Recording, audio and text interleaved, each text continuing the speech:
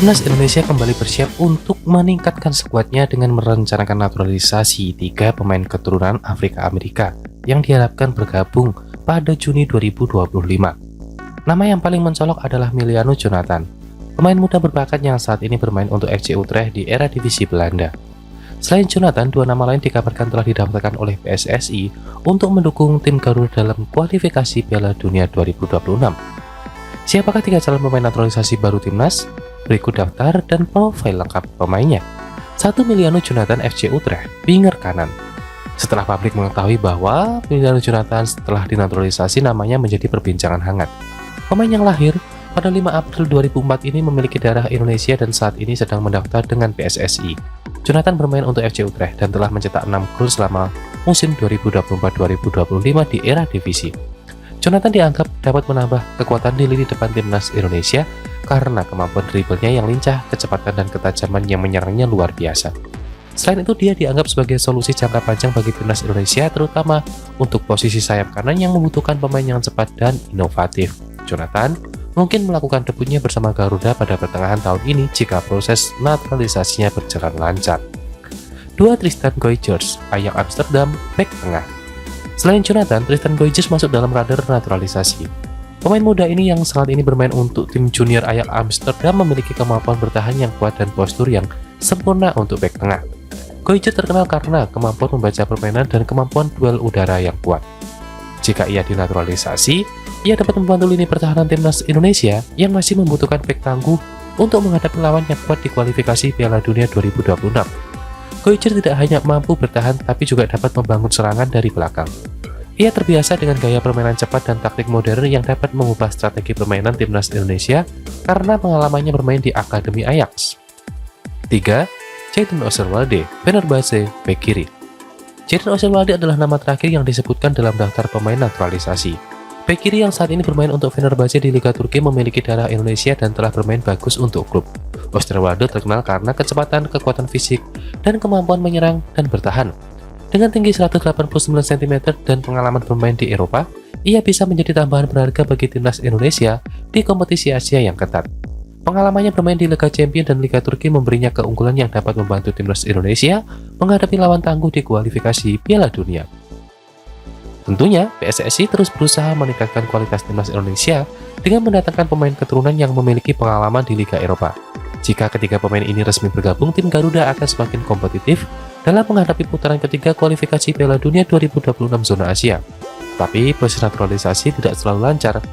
Selain masalah administrasi, adaptasi budaya dan gaya bermain adalah masalah lain. Meskipun demikian, transisi ini diharapkan berhasil dengan dukungan penuh dari Federasi, staf kepelatihan dan pemain. Timnas Indonesia memiliki harapan besar untuk berkompetisi di tingkat yang lebih tinggi karena semakin banyak pemain berkualitas tinggi yang bergabung. Jika semuanya berjalan sesuai rencana, mungkin dalam waktu dekat, Emiliano Jonathan, Tristan Goijers, dan Jadon Osterwalde akan mengenakan seragam merah putih dan membawa timnas Indonesia ke level yang lebih tinggi.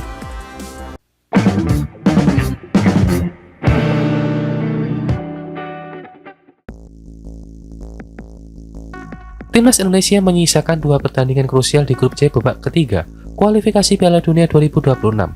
Anak asuh Patrick Kluivert itu akan menghadapi Cina di laga kandang, lalu bertandang ke Jepang pada 10 Juni 2025. Di atas kertas, tim Garuda masih memiliki kans untuk bisa lolos ke putaran final Piala Dunia 2026. Setidaknya bisa ke babak keempat kualifikasi Piala Dunia 2026. Menghadapi Cina dan Jepang, 2 tim yang dipertandingkan pertama mengalahkan timnas Indonesia. Kluivert harus punya cara untuk bisa hasil maksimal. Kekuatan timnas Indonesia sendiri bertambah dengan masuknya 3 pemain naturalisasi. Emil Audero, Joe Pelopessi, dan Dean James, 2 nama terakhir sudah menjalani debut bersama timnas Indonesia. Emil Audero besar kemungkinan akan dimainkan Kluivert saat menghadapi Cina. Hal ini lantaran Martin Paes tak turut diakibatkan akumulasi kartu. Setelah menghadapi Cina, tim Garuda akan menghadapi Jepang yang sudah dipastikan lolos ke Piala Dunia 2026. Meski begitu, Jepang dipastikan akan mencoba meraih kemenangan di laga terakhir mereka. Jelang pertandingan melawan Jepang, media lokal di sana menyoroti perihal banyaknya pemain naturalisasi di timnas Indonesia. Gila, timnas Indonesia berencana memanggil 11 pemain naturalisasi lagi untuk menghadapi Jepang, ulas salah satu media Jepang. Sumber dari media Jepang itu ialah pemberitaan media Korsel. Menurut mereka, demi mengincar kemenangan atas Jepang, PSSI akan memanggil kembali pemain naturalisasi. Indonesia yang mengalahkan Bahrain untuk meningkatkan harapan lolos ke Piala Dunia untuk kali pertama sekali lagi akan membuat kebijakan naturalisasi dalam skala besar. Media Jepang itu menyebut timnas Indonesia seperti tim kedua Belanda dengan banyak pemain keturunan Belanda di skuad merah putih. Seolah-olah mereka telah sama dengan tim Belanda B dan mencapai level tim nasional 1,5, meski pelatih Kluivert menantang bahwa timnas Indonesia seperti sebuah klub. Ketua Umum PSSI Erick Thohir membeberkan target timnas Indonesia saat menghadapi Cina dan Jepang dalam laga lanjutan ronde ketiga kualifikasi Piala Dunia 2026 zona Asia pada Juni mendatang. Dari kedua laga itu, ia berharap tim asuhan Patrick Kluivert bisa mengantongi 3 poin.